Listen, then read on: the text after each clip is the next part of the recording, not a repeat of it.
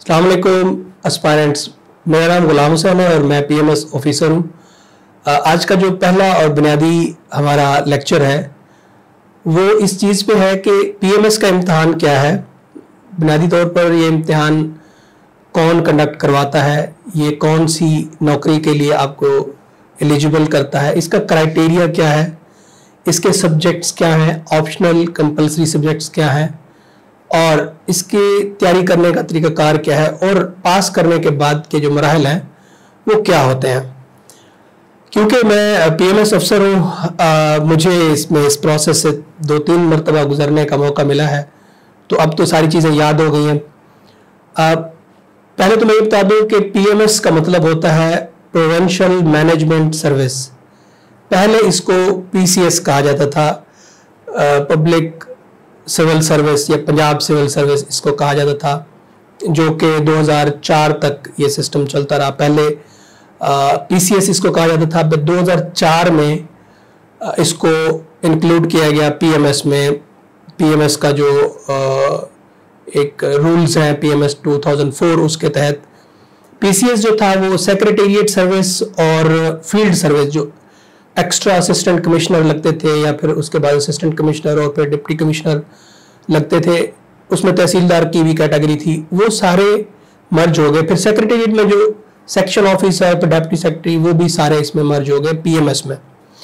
PMS अब secretariat service भी है और फील्ड सर्विस भी है। मतलब एक पीएमएस अफसर जो है वो सेक्रेटेरिएट में भी सर्व कर सकता है बतौर सेक्शन ऑफिसर और फिर फील्ड में भी जा सकता है। पहले ये सेपरेट होता था।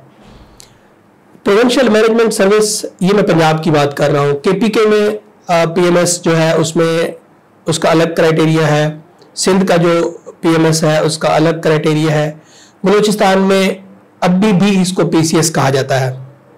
ठीक है, बलूचिस्तान, सिंध और पंजाब में इसको पीएमएस कहा जाता है और बलूचिस्तान में अभी भी इसको पीसीएस कहा जाता है। अब मैं जो बात करूंगा वो पीएमएस पंजाब के रिगार्डिंग है, क्योंकि मैं पीएमएस पंजाब से बिलोंग करता हूं। बलूचिस्तान पे, सिंध पे और केपीके के पीएमएस पे हम अलग से वीडियोस करेंगे इंशाल्लाह। पहले तो मैं इसका क्राइटेरिया बताना चाहूंगा कि बुनियादी तौर पर आपके पास 14 साल की तालीम होनी चाहिए, मतलब आप ग्रेजुएट होना चाहिए सेकेंड डिवीजन में, बैचलर डिग्री हो कोई भी। इसमें बीएस वाले, एमएस वाले, वो तो सारे एलिजिबल हैं ही हैं। जिसने सिंपल बीए या सिंपल बीएससी साइंस के किसी सब्जेक्ट में कर रखा है सेकंड डिवीजन में, वो भी इसके लिए एलिजिबल है। इसके बाद आ जाता है एज क्राइटेरिया कि एज कितनी होनी चाहिए। मिनिमम इसमें 21 ईयर होनी चाहिए और मैक्सिमम 30 ईयर होनी चाहिए। ड्यूरिंग कोरोना डेज कुछ एग्जाम्स मिस हुए, तो इस साल 2022 में गवर्नमेंट ऑफ पंजाब ने 2 साल का जो है वो रिलैक्सेशन दिया है। यहाँ पे ये बताता चलूँ कि जनरल एज रिलैक्सेशन इसके ऊपर अप्लाई नहीं होता, इसके अपने अलग से रूल्स होते हैं, इसके अलग से जो है वो ऑर्डर्स इशू होते हैं, क्योंकि एक खास अपने पार्टिकुलर सर्विस रूल्स के तहत ये ऑपरेट होता है। एजुकेशन, एज में अब ये है कि गवर्नमेंट एम्प्लॉयज़ जो हैं, चाहे वो 17 ग्रेड में सर्व कर रहे हैं, चाहे वो 18 ग्रेड में सर्व कर रहे हैं, किसी भी, एक तो वो रेगुलर एम्प्लॉयज़ हों और गवर्नमेंट ऑफ पंजाब के जो अफेयर्स हैं उनके साथ वो वर्क कर रहे हो, तो 4 साल की सर्विस होनी चाहिए मिनिमम 4 साल की सर्विस हो तो आपको 5 साल का रिलैक्सेशन मिलता है। तो मतलब आप 30 मैक्सिमम एज लिमिट है, तो आप 35 साल तक इसमें अप्लाई कर सकते हैं जो गवर्नमेंट एम्प्लॉयज़ हैं। ठीक है, अब ये इम्तिहान कितने मज़ामीन पर मुश्तमिल है। ठीक है, इसको पास करने के बाद के जो मराहल है वो क्या है, और फिर जब आप सिलेक्ट हो जाते हैं तो उसके क्या मराहल है। ठीक है, मैं 1 बाय 1 डिस्कस करूंगा। एक तो इसके जो मज़ामीन पे हम आ जाते हैं कि इसमें 6 मज़मून जो है वो कंपलसरी होते हैं।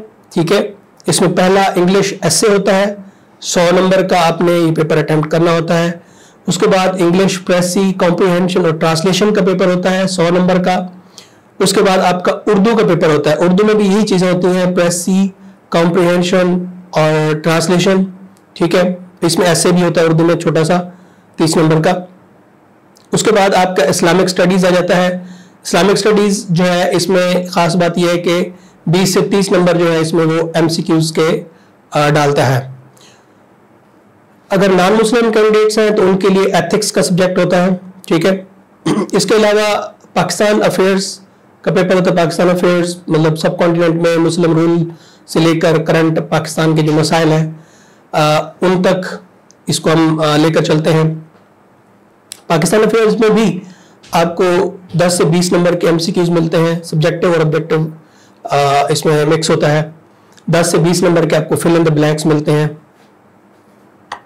ठीक है। उसके बाद इसका पेपर है जनरल नॉलेज का। जनरल नॉलेज का पेपर इसको हम कहते हैं कि ये फिल्टर पेपर है PMS में। जो जनरल नॉलेज में पास है वो PMS में पास है और उसको पास कर लेता है, ठीक है। जनरल नॉलेज की जो रेंज है वो current affairs, mathematics, basic mathematics से लेकर आपके तमाम जो साइंसेज हैं जैसे जनरल साइंस है, फिजिकल साइंस है, इसमें इकोनॉमी है, इसमें आपकी जितने भी फील्ड्स आते हैं वो सारे इसमें आते हैं। कंप्यूटर, एनवायरमेंटल और ये सारे फिजिकल और बायोलॉजिकल साइंसेज और जो हमारे एवरीडे साइंस के जो टॉपिक होते हैं वो सारे इसमें आ जाते हैं।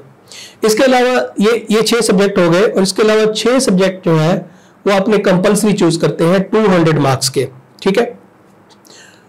200 मार्क का एक आपने कंपलसरी सिलेक्ट करना होता है। ये टोटल 7 ग्रुप्स हैं आपके ऑप्शन, बड़ी वाइड रेंज है। मैं तो ये कहता हूँ कि बड़ा मतलब एक आपके पास खेलने के लिए एक बड़ा लेवल प्ले ग्राउंड होता है।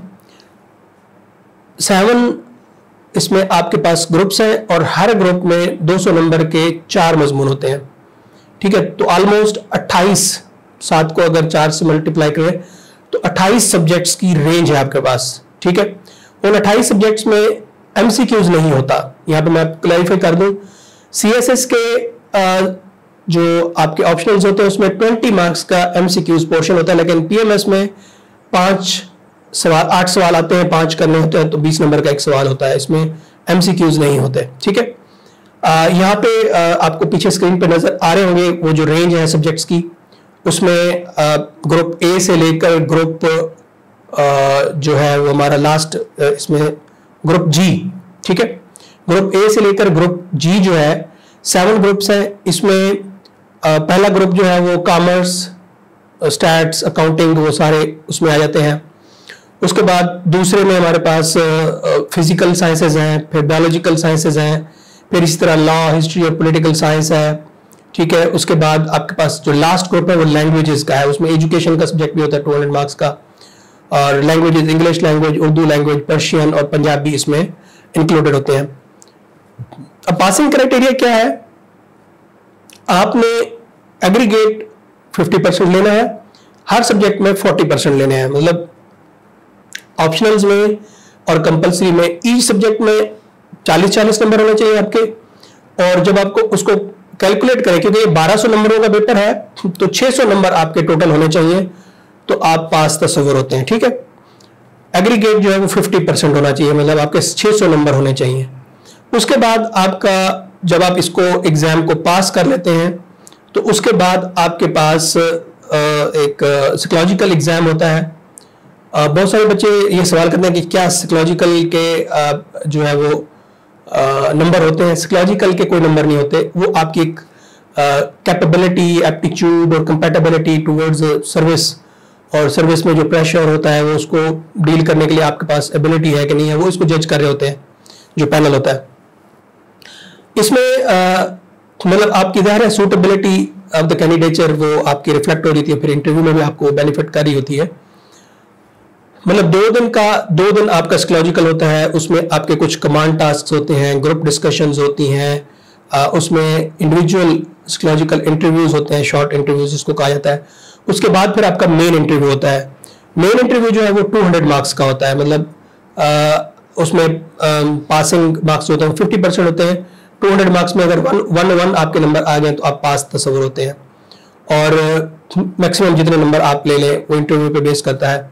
उसके बाद आपकी जब सिलेक्शन हो जाती है, आपका लिस्ट में नाम आ जाता है, तो फिर आपको SMGAD जो सिविल सेक्रेटेरिएट का डिपार्टमेंट है, services and general administration department, वहाँ पर रिपोर्ट करना होता है। वो आपको भेजते हैं MPDD, management and professional development department, जो आपकी तकरीबन 1 साल की ट्रेनिंग कंडक्ट करवाता है। इसमें 6 माह की, जो जिसको हम 24 हफ्ते कहते हैं, 6 माह की जो ट्रेनिंग होती है वो आपकी एकेडमी में होती है, मतलब उसमें लेक्चर्स होते हैं, हर तरह से आपको पढ़ाया जाता है, लॉज और कानून सारे जो पढ़ाए जाते हैं, मैनेजमेंट और financial management, each and everything, service की रेवेन्यू लॉज, और वो सारी प्रैक्टिकल डेमोन्स्ट्रेशन होती हैं, सब PC1 बनाए जाते हैं, टूर्स होते हैं, आपके स्टडी टूर भी बीच में होते हैं, तो सारा एक प्रोसेस होता है। उसके बाद आपको 6 माह के लिए फील्ड अटैचमेंट दी जाती है। 3 माह आपने डिस्ट्रिक्ट में गुजारने होते हैं, जिसमें आप जो है 6 माह तकरीबन 3 माह जो है आप फील्ड में DC या कमिश्नर के साथ गुजारते हैं, 3 महीने जो है वो आप सिविल सेक्रेटेरिएट में बतौर सेक्शन ऑफिसर अंडर ट्रेनिंग, पहले असिस्टेंट कमिश्नर अंडर ट्रेनिंग होते हैं, फिर आप सेक्शन ऑफिसर अंडर ट्रेनिंग जो है वो आप सर्व करते हैं। फिर उसके बाद आपकी बाकायदा अपॉइंटमेंट होती है, और फिर आपको section officer, initially section officer लगाया जाता है, उसके बाद जब आपकी कंफर्मेशन होती है तो फिर आपको फील्ड पोस्टिंग्स बतौर असिस्टेंट कमिश्नर जो है वो मिलना शुरू हो जाती है। अब बताना यहाँ पे ये है कि जब आप पास कर लेते हैं तो मेरिट के हिसाब से इसमें 3 महकमे होते हैं PMS में, ठीक है। एक महकमा आपका PMS कैडर होता है, जिसमें बतौर सेक्शन ऑफिसर और असिस्टेंट कमिश्नर आप लगते हैं। फिर उसके बाद DC, additional deputy commissioner, additional commissioner, commissioner, secretary level तक, डिप्टी सेक्रेटरी, एडिशनल सेक्रेटरी,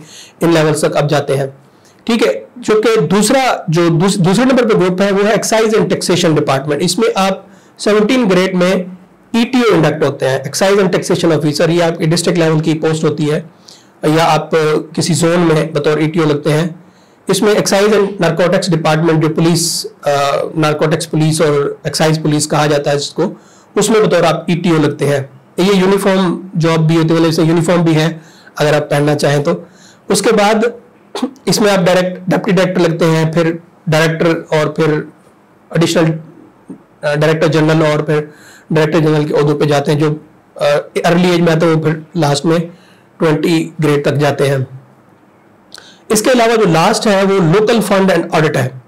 जो हमारे लोकल गवर्नमेंट के डिपार्टमेंट है, उनका जो ऑडिट का डिपार्टमेंट है, उसमें आपकी बतौर असिस्टेंट डायरेक्टर 17 ग्रेड में पोस्टिंग होती है, और इसमें भी आप डिप्टी डायरेक्टर और डायरेक्टर, और फिर एडिशनल डायरेक्टर, और फिर DG तक आपकी जो है प्रमोशन हो सकती है। इसके अलावा जहां तक इसके पर्क्स एंड प्रिविलेजेस का जी, इसमें क्या मिलता है, क्या होता है, भाई ये सीट पे डिपेंड करता है। आपको PMS ऑफिसर बनते ही गाड़ी और बंगले शंगले ये नहीं मिलेंगे आपको ये सीट के अकॉर्डिंगली होता है। एक ऐसी सीट पे आपकी पोस्टिंग होती है, वहां पे अच्छी गाड़ी, अच्छा घर आपको मिल जाता है। एक ऐसी पोस्टिंग मिलती है आपको जहाँ पे आपकी गाड़ी और ये चीजें नहीं होती। तो ये पर्क्स एंड प्रिविलेजेस जो है वो जॉब के साथ एसोसिएटेड होते हैं। जहाँ पे आप जाते हैं वहाँ पे जो पर्क्स होंगे वो आपको मिलेंगे। सैलरी इसमें अच्छी है, सैलरी के लिए हमारी एक अलग से वीडियो बनाएंगे हम इसके ऊपर, और डिफाइन करेंगे चीज़ों को। Thank you very much. अगर कोई आपकी क्यूरी है तो आप कमेंट बॉक्स में ड्रॉप कीजिए, I will answer it myself. Thank you very much. Allah हाफिज़।